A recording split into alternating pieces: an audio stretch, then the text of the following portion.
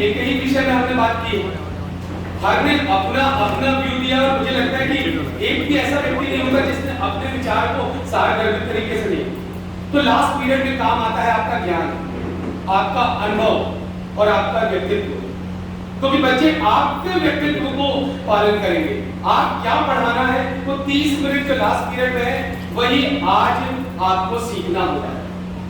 पहले तो मैं एक बार आप लोगों का सबका धन्यवाद देता हूं और जोरदार तालियों से आपका अभिनंदन करना चाहता हूं कि कोरोना काल में बच्चों से ज्यादा आप और हमने सीखा है। जो टेक्नोलॉजी बच्चों ने नहीं यूज की वो हमने यूज की है। और मैं इन कविता के साथ पूरा सेमिनार शुरू करना चाहता हूं कि एक दिन बैठा था मैं समुद्र के किनारे पर।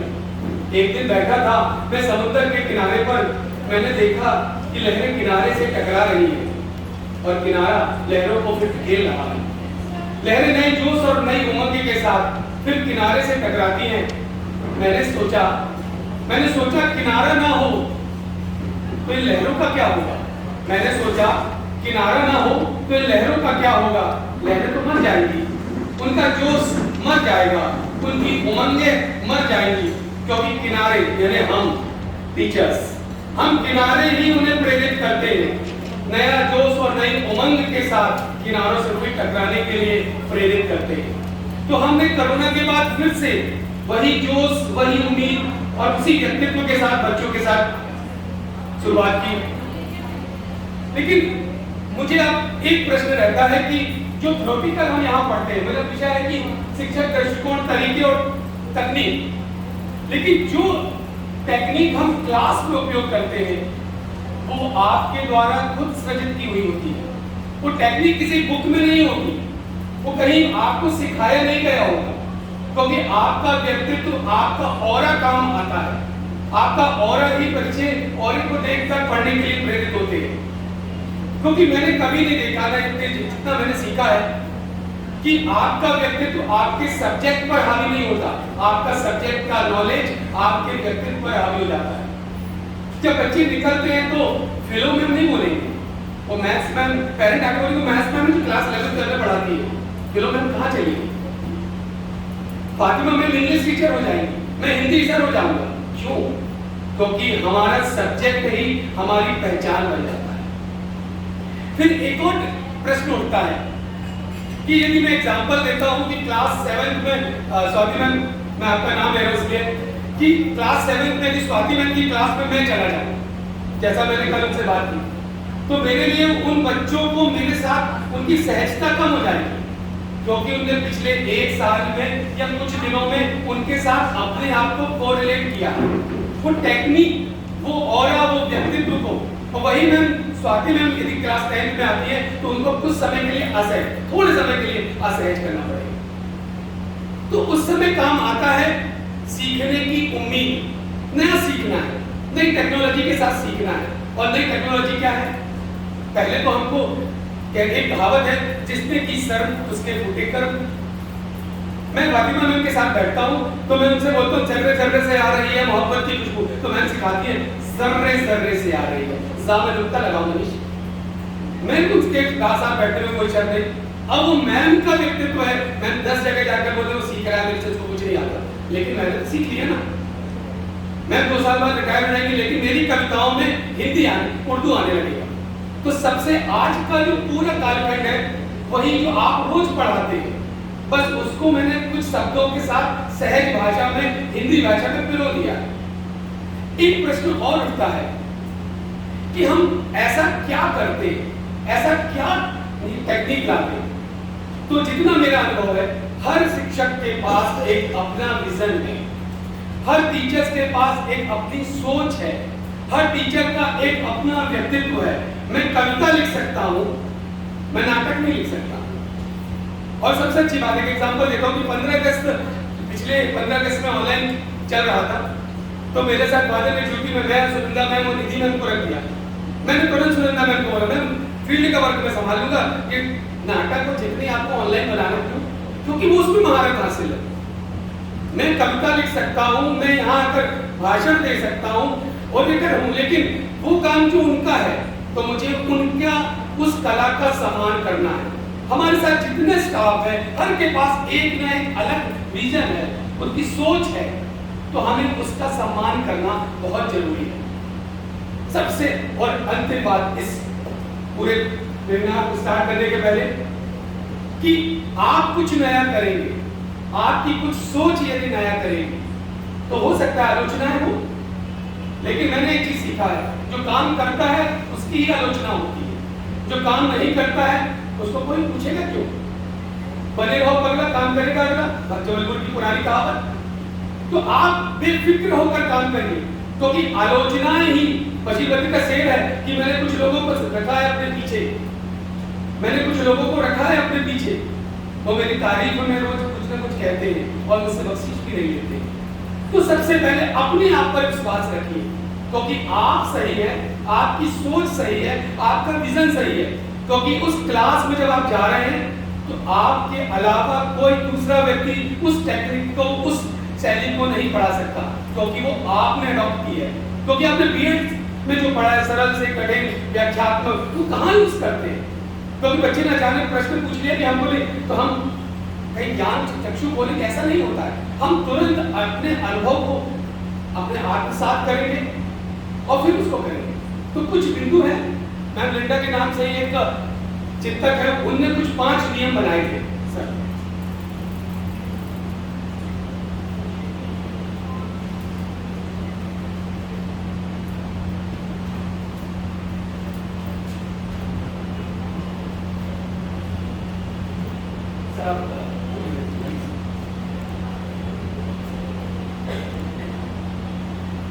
शिक्षण को बेहतर बनाने के लिए ये 5 तरीके हैं।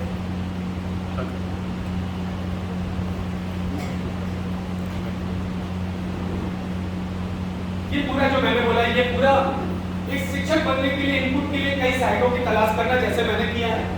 अपनी कक्षा में होने वाले शिक्षा और सीखने को प्रतिबिंबित करने और सुधारने में सक्षम बनाता है। यह खंड आपको संवाद के स्रोत, मतलब आपको अपने स्टाफ के साथ, बच्चों के साथ, एक विशेषज्ञों के साथ कैसे संवाद करना है, ये छोटी छोटी बातें मैं आपको बताऊंगा। लिंडा वॉन होर्न ने 5 ये टेक्निक दी है। टीचिंग लॉग्स के माध्यम से स्वयं के साथ संवाद, दूसरा अपने छात्रों से प्रतिक्रिया मांगे, फीडबैक, संकाय के साथ संवाद, यानी फैकल्टी, मैं हिंदी का हूं तो मुझे अपने हिंदी के जो साथ वाले उनके साथ संवाद करना बहुत जरूरी है, क्योंकि संवादहीनता ही दिक्कत देती है। साथियों के साथ, कलीग हैं, मैं फातिमा का नाम लिया, मैं सीखता हूं, उसमें कोई शर्त की बात नहीं। बाहरी परामर्श में मैं एक साइड भी आपको बताने वाला हूं कि बाहर से आप अपने आप को कैसे अपडेट कर सकते हैं टीचिंग लॉग के माध्यम से। ये लिखा है, मैं उसको नहीं पढ़ूंगा। हमको ये करना है कि हम अपने क्लास में क्या पढ़ा रहे हैं, हमारा नया क्या ज्ञान है। कोरोना काल में हमने बहुत सारे पीडीएफ अपने बच्चों को दिए, वो सारी पीडीएफ को बुक में रख लीजिए। आप यह कॉपी बनाइए, राइट हैंड साइड में उस टॉपिक को लिखिए, लेफ्ट हैंड साइड में क्या छूट गया, क्या बचा हुआ है, किस बच्चे को क्या नया चाहिए, क्योंकि एक ना एक बच्चा आपसे कुछ नया सीखने के लिए उत्सुक होगा, तो आप उसमें रिमार्क करिए। ये एक प्रैक्टिकल है कि इस कक्षा में क्या अच्छा रहा और क्यों, क्या नहीं किया और क्यों, छात्रों को कहाँ दिक्कत हुई, क्या कोई ध्यान देने योग्य बिंदु थे, क्या छात्र पाठ्य सामग्री के साथ, बहुत कभी-कभी ऐसा होता है कि बच्चे बुक में डूब जाते हैं और हम अपना लेक्चर दे रहे हैं, तो ऐसा क्या हुआ कि हमारा व्याख्यान उन्होंने नहीं सुना, हमारी स्पीच वो नहीं सुन रहे। अगली बार हम किस प्रकार की चीजों को अधिक स्पष्टीकरण के साथ प्रस्तुत कर सकते हैं, या कोई ऐसी नई टेक्नोलॉजी या एक रणनीति के साथ हम क्लास में जाए जिससे उस विषय को पर्टिकुलर हम बच्चों को ज्यादा अच्छे से समझा सके। अगली बार जब मैं पढ़ाऊंगा, कोरोना काल में सबसे जरूरी है, अब हमको अपग्रेड होना ही पड़ेगा, क्योंकि अब हमने जो पीडीएफ दी है, जो हमारा पढ़ाने का तरीका था 2019 में और 2020 और 21 में, अब हमको अपग्रेड ही करना पड़ेगा। देखो बच्चे वही बोलेंगे, धाक के 3 पाठ, जैसा वो पहले पढ़ा रहे थे आज भी कुछ नया तो हमको करना ही होगा। अपने शिक्षण को निरंतर आधार पर सूचित करने के अलावा, ये आपको बता चुका हूँ कि लेफ्ट हैंड साइड और राइट हैंड साइड में कॉपी बना के रखिए, कुछ नया उसमें जो भी आपको लगता है आप उसमें लिखें। अपने छात्रों से प्रतिक्रिया मांगे, फीडबैक। छात्रों के पास जाना नहीं है कि हम कैसा पढ़ाते हैं, लेकिन हमारी पढ़ाने का तरीका हमारे बच्चे अपनी आंखों से और अपनी फीडबैक के साथ दे देते हैं।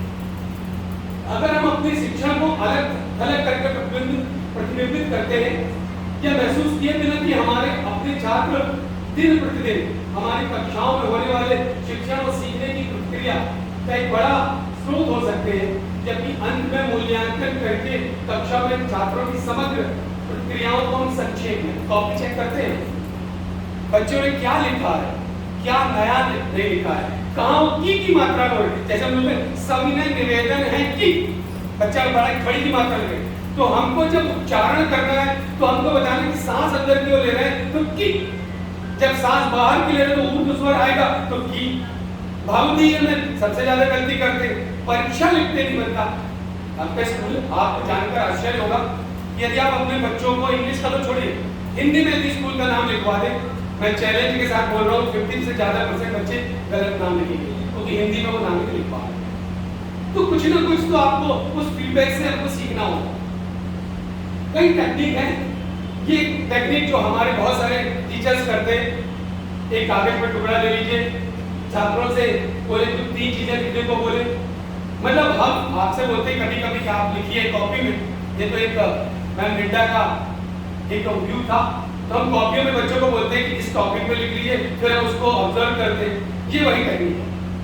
अपने अनुभव को बेहतर बनाने के लिए कक्षा में उनकी प्रक्रियाओं की समीक्षा करने के बाद तय करें कि आप क्या बदल सकते हैं और क्या बदलेंगे, और आप क्या बदल नहीं सकते, या बदलाव के लिए शैक्षणिक रूप से ना समझिए।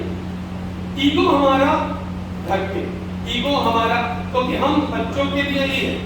यदि बच्चे हमारे, हो सकता है एक बहुत अच्छा एग्जांपल है, मैं जब कॉलेज में पढ़ता था तो एक हमारे सर मिस्टर शर्मा सर थे, उनको गोल्ड मेडल मिला था। मुझे ऐसा पता चला था कि उनसे ज्यादा बड़ा विद्वान व्यक्ति कोई नहीं था, लेकिन उनकी क्लास में किसी बच्चे को समझ में नहीं आता। और वहीं एक कम पढ़े टीचर्स थे, सर दलेला थे, शायद स्वाति में रिकॉग्नाइज कर पाएंगी, sir Dalela Robertson college science college में थे। वो कम थे, बीएससी किए हुए थे, लेकिन उनकी टीचिंग का स्टैंडर्ड हर बच्चा वो सरल भाषा में समझा देते, और वो शर्मा सर थे, उनसे कोई पढ़ना नहीं चाहता था। तो आपकी योग्यता से ज्यादा जरूरी है कि आप बच्चों को कैसे समझा सकते हैं। एक बड़ा खिलाड़ी बहुत अच्छा कोच हो, ये संभव नहीं है। कपिल देव बहुत अच्छे कोच नहीं बन पाए, सचिन तेंदुलकर अच्छा कोच नहीं बन पाए। औसत दर्जे का विद्यार्थी या औसत दर्जे का टीचर भी यदि हो सकता है तो बहुत अच्छा शिक्षक बन सकता है, ये भी इंपॉर्टेंट है। कक्षा मूल्यांकन तकनीक ये बहुत अच्छी है। हम सीएपी बोलते हैं, एक शीट का पेपर कुछ लिखने के लिए ले लीजिए, इस टॉपिक पे लिखिए क्या सीखा और क्या प्रश्न है, क्यों किया है, इसलिए किया है, इसका फीडबैक क्या होगा, बच्चे इससे क्या नया सीखेंगे। ये टेक्निक हम लोग सब करते हैं। क्लास टेस्ट का एक छोटा सा रूप है, हमने कोई भी टॉपिक पढ़ाया, बच्चों को बीच में दे दिया, ये लिख दीजिए। इससे हमारी कनेक्टिविटी बनती है कि हमने, क्योंकि संचार का एक नियम है, लॉसवेल करके है कि हम लोग जर्नलिज्म में पढ़ते हैं कि जब तक इनपुट है का आउटपुट नहीं आएगा, मैंने जो बोला उसको आप वापस नहीं आएगा, तो ऐसा पढ़ाने का कोई मतलब नहीं। यदि मैं आपको बहुत अच्छे से समझा रहा हूँ लेकिन मुझे उसका आउटपुट नहीं मिले तो मेरा पूरा कम्युनिकेशन किसी काम का नहीं है। वही हमारा बच्चों के बीच में संकाय के साथ संवाद, ये बहुत जरूरी है, वही हमारे स्कूल में होता है। इसमें मैंने कहा ना, मैं वही चीज बोल रहा हूँ जो हमारे विद्यालय में होता है, सिर्फ थोड़ा सा शब्दों का खेल है। शिक्षण के बारे में संकाय के बीच संवाद, मैंने फैकल्टी के बीच संवाद, विभाग से विभाग, पाठ्यक्रम से पाठ्यक्रम में भिन्न होते हैं। कई संकाय शिक्षण पाठ्यक्रम संबंधी साप्ताहिक बैठक आयोजित करते हैं, हम लोग भी करते हैं। इन बैठकों में न केवल पाठ्यक्रम विषय वस्तु बल्कि शिक्षण वर्गों के लिए शैक्षणिक रणनीतियां भी शामिल होना चाहिए कि हमको कौन सी नई रणनीतियों के साथ क्लास में जाना है, ये हम ऐड कर सकते हैं। आपको अपनी कक्षा और विषय का अवलोकन करने के लिए अपने ही विषय के किसी और को मत दीजिए, मैं यहाँ फिर क्योंकि अवलोकन बस कराना, सहयोग ले सकते हैं अपने साथी शिक्षक का जिनके साथ आप पढ़ा रहे हैं। ये प्रारंभिक कक्षा अवलोकन आपकी शिक्षण की आलोचना नहीं होना चाहिए बल्कि विचारों का पारस्परिक आदान प्रदान होना चाहिए। यदि आलोचना होगी तो बहुत दिक्कत हो जाएगी। मतलब हम में कुछ कमी है, हमारा साथी हमको सिखा दे या ये ऐसा आप करें तो बहुत अच्छा है, ये होना चाहिए जिसमें दोनों का शिक्षण जो हमारा टारगेट है, अचीवमेंट है, हम उसको पूरा कर पाए। सुधार के लिए क्या नया कर सकते, क्या रणनीतियों में सुधार कर सकते। जब तक हम परिवार के लोग बैठते हैं ना, तो वैसे ही हमें बैठना जरूरी है। ये एक बात है कि हम दृढ़ता से सुझाव मिला है कि हम दृढ़ता से सुझाव देते हैं कि वैकल्पिक के अवलोकन के लिए त्रिपक्षीय संरचना का प्रयोग करना चाहिए, जिसमें पूर्व अवलोकन चर्चा, एक कक्षा का दौरा और एक अवलोकन के बाद चर्चा। मतलब हम क्लास में जाने के पहले एक चर्चा, क्लास में गए उसका अवलोकन और उसके बाद चर्चा। ये दो टीचर्स के बीच की अंडरस्टैंडिंग है कि क्या हम अपनी क्लास में क्या नया कर सकते हैं। यदि वो चाहे, उसकी सहमति और स्वीकृति ज्यादा जरूरी है। क्या पढ़ा रहे होंगे, आपने किन शैक्षणिक तकनीकों का प्रयोग किया, क्या अवधि के लिए आपके लक्ष्य थे, आप क्या चाहते थे, आपने शिक्षण के किन क्षेत्रों में प्रयोग किया, मतलब आपका विजन क्या था, आपकी सोच क्या थी, आप क्या बच्चों को, क्योंकि हम नहीं देख पाते, क्योंकि हम ब्रह्मास्मि, हम सोचते हैं कि हम ही सभी कुछ है, लेकिन सामने वाला बताता है कि आप में क्या गलती है। साथियों के साथ संवाद, ये भी हमारे यहाँ होता है और ये बहुत अच्छी बात है। अपने शिक्षण पर चिंतन करने और उसमें सुधार करने के लिए आपके सबसे बड़े संसाधनों में से एक आपके साथी है। एक ही पाठ्यक्रम के शिक्षण अनुभवों को, विशिष्ट विषयों को पढ़ाने के तरीके के बारे में विचारों पर चर्चा करने के लिए और कक्षा में तेजक, मतलब एक जोशपूर्ण वातावरण बनाने के लिए, अलग सामग्री, संसाधनों, सुझाव उत्पादन प्रदान करने के लिए हमको अपने साथियों के साथ संवाद करना जरूरी है। यही है शैक्षणिक आपस में क्या करना है, साथियों के साथ अवलोकन प्रक्रिया। उनको ये 300 स्तरीय, मैं वृंदा ने बोला है, 300 स्तरीय अध्यापन संगोष्ठियों में, अपने विभागों के भीतर अनौपचारिक सभाओं में, टीचिंग एंड रिसोर्स सेंटर में, ये बहुत सारे लोग के साथ अलग अलग तरीका से हम लोग कर सकते हैं। बाहरी परामर्श में ये एक बहुत अच्छा बाहरी परामर्श में टीचिंग एंड रिसोर्स सेंटर, ये सीबीएसई का जो आजकल अभी आज फादर आपने भी मैसेज डाला कि बहुत सारे ट्रेनिंग सेंटर आपके अभी ऑनलाइन चल रहे हैं और हम लोग अटेंड भी कर रहे हैं। विभागाध्यक्ष, आपका विभागाध्यक्ष एचओडी यदि आपके लिए सहयोग कर रहा है तो उससे दीजिए बिल्कुल। कोऑर्डिनेटर बेसिकली आपकी वस्तुतः परिस्थिति को जानता है, आप उससे भी सहयोग ले सकते हैं। व्यक्तिगत गोपनीय व्यक्तिगत परामर्श, जो आपको लगता है कि हम किसी और से नहीं कह सकते, वो अपने टीम से कह सकते हैं, आप अपने कोऑर्डिनेटर से कह सकते हैं, और या कोई भी उनका फीडबैक हम अपनी रणनीतियों को बदलने के लिए कर सकते हैं।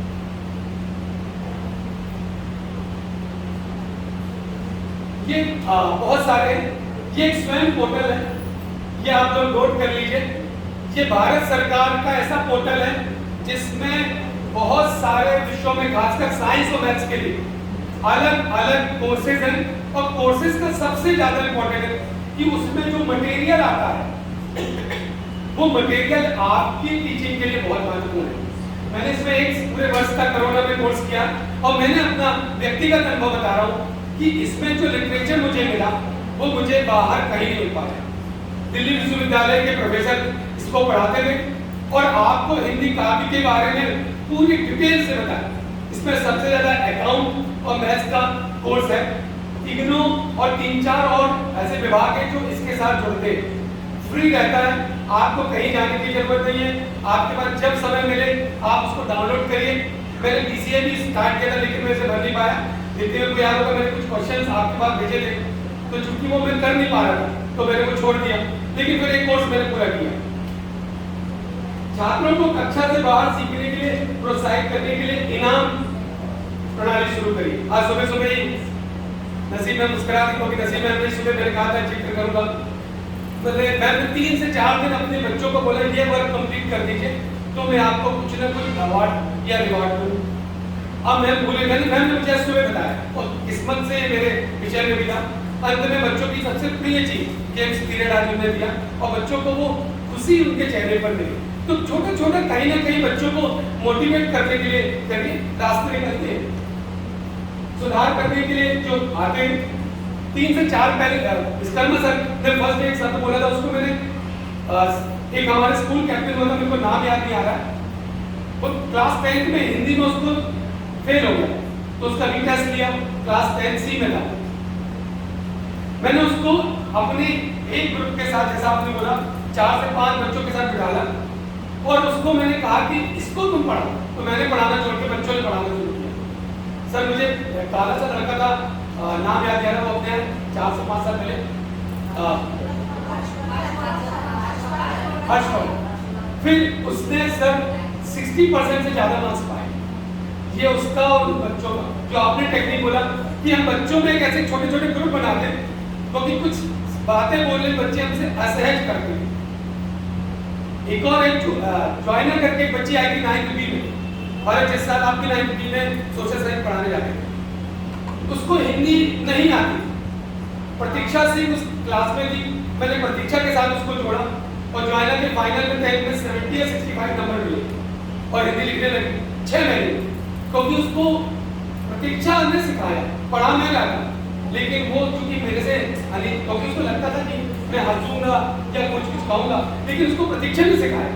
तो जो आपने फर्स्ट डे बोला कि छोटे छोटे ग्रुप हमको मिलकर बनाना है जिससे बच्चों का प्रोग्रेस हो, ये कुछ छोटी छोटी चीजें समसामयिक विषयों का समावेश। लैंग्वेज टीचर, छोटे छोटे जो विषय हैं, मैं पेंशन पढ़ा रहा हूँ, अभी मैंने पढ़ाया बड़े भाई साहब, उसकी घटना को परिवार के साथ, समाज के साथ कोरिलेट कर दीजिए।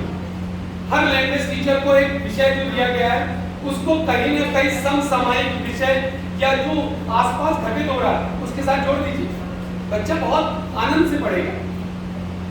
नवीन प्रवृत्ति, नई टेक्नोलॉजी ऑलरेडी हम लोग कर रहे हैं, मंडे से गूगल मीट में पढ़ाएंगे, तो हम अब नई नई टेक्नोलॉजी ऑलरेडी हम 2 साल से कर रहे हैं, तो ये विषय हम लोग सहमत हैं। स्वाध्याय, खुद सीखना, बच्चे आदत बच्चों को डालना बहुत जरूरी है, तो इसमें लीडरशिप भी आएगी, खुद पर विश्वास भी आएगा और बच्चे उस विषय के प्रति महारत भी हासिल करेंगे। आत्मावलोकन, खुद पर आत्मावलोकन हमको करना है कि हम कहाँ हैं, हमने 2019 और 20 में क्या पढ़ाया और हम 22 में कैसे पढ़ाने जा रहे हैं, हमने कैसे उस किस विषयों को लेकर पढ़ाया, लेकिन अब हमको क्या पढ़ाना है। पुरस्कार प्रणाली, मैडम आकांक्षा रॉबर्ट ने भी आज बताया कि एक बार वो क्लास में जब सुबह जा रही थी तो बच्चे हल्ला करते लास्ट समय, तो उन्होंने एक स्टार देना शुरू कर दिया, तो बच्चे जब हेड डाउन करते हैं ऐसे कि आप स्टार दे दीजिए, मैं बिल्कुल साथ रहूं। ये छोटी छोटी चीजें हैं जो बच्चों को मोटिवेट करती हैं। लक्ष्य निर्धारण में ओशो का वक्तव्य है कि ओशो से पूछा गया कि आप क्या बनना चाहते हैं, तो ओशो ने बोला मैं भगवान राम बनना चाहता हूँ। तो पत्रकार ने पूछा क्या आप पागल हो गए क्या, मर्यादा पुरुषोत्तम राम कैसे बन सकते हैं। क्या जब मैं भगवान राम के बारे में सोचूंगा, वो बनना चाहूंगा, तो मैं विवेकानंद तो बन ही जाऊंगा। तो मैं 100 की सोचूंगा तो मुझे 90 मिलेगा, यदि मैंने 90 की सोचा तो मुझे 80 मिलेगा, और मैंने 70 की सोचा तो मुझे 50 साल। थिंक लार्ज, सोच लक्ष्य का हमारा बढ़ाना बहुत जरूरी है। समूह कार्य को ऑलरेडी हम लोग ग्रुप में काम करते हैं, आपस में मिलजुल कर कार्य करते हैं, तो इसके लिए बताने की आवश्यकता ही नहीं है। मूल्यांकन, छात्रों का मूल्यांकन निजी होना चाहिए। निजी से मतलब है कि कभी कभी बच्चे असहज हो जाते हैं। यदि आपको लगता है कि किसी बच्चे के व्यक्तित्व पर टिप्पणी करना है, क्लास के बाहर ले जाकर करिए, आप कॉपी में रिमार्क कर दीजिए, लेकिन बच्चों के सामने कभी कभी उन टिप्पणियों से हमको बचना है, और खासकर कोरोना के बाद तो बचना है, क्योंकि बच्चे बहुत ही पैम्पर्ड, मतलब ऐसे हो गए कि वो केजी जैसे, उनको तो जल्दी गुस्सा आ रहा है, उनके मम्मी पापा तुरंत स्कूल आ रहे हैं, तो हमें इनसे बचना है। ये बहुत है। अतीत पर कभी ध्यान न दें, विफलता और अनुचित पाठ विचार विमर्श, अपने सबसे अच्छे बच्चों पर विश्वास करें और बातचीत और विचार विमर्श के माध्यम से सीखने के साथ उनके आत्मविश्वास का मिलान करें। अपने बच्चों से तत्काल परिणाम की उपेक्षा न करें, आत्मविश्वास का स्तर ऊंचा रखें और बच्चों को बड़ी उम्मीदों और जीत के दृष्टिकोणों के लिए प्रेरित करें। हमेशा उस शिक्षक की तरह कार्य करें जिसे आप हमेशा से जानते थे। आपके एक न एक टीचर ने आपको मोटिवेट किया होगा, आपके किसी ऐसे टीचर ने आपको प्रेरित किया होगा कि ऐसे पढ़ाना चाहिए। तो जब आप क्लास में जाते हैं उस टीचर को जरूर याद रखिए और अपनी कक्षा के पीछे की सीट और वस्तुतः एक शिक्षार्थी बनिए। शिक्षार्थी का मतलब यह है कि सीखने की ललक, जब तक आप विद्यार्थी नहीं रहेंगे, जब तक आपको सीखने की ललक नहीं रहेगी, तो आप एक बहुत अच्छे टीचर्स नहीं बन पाएंगे, क्योंकि हम जब खाली होंगे तभी हम कर सकते हैं। और इसके साथ ही बस इन चंद पंक्तियों के साथ कि फिर आसमां में उड़ने की चाहत है,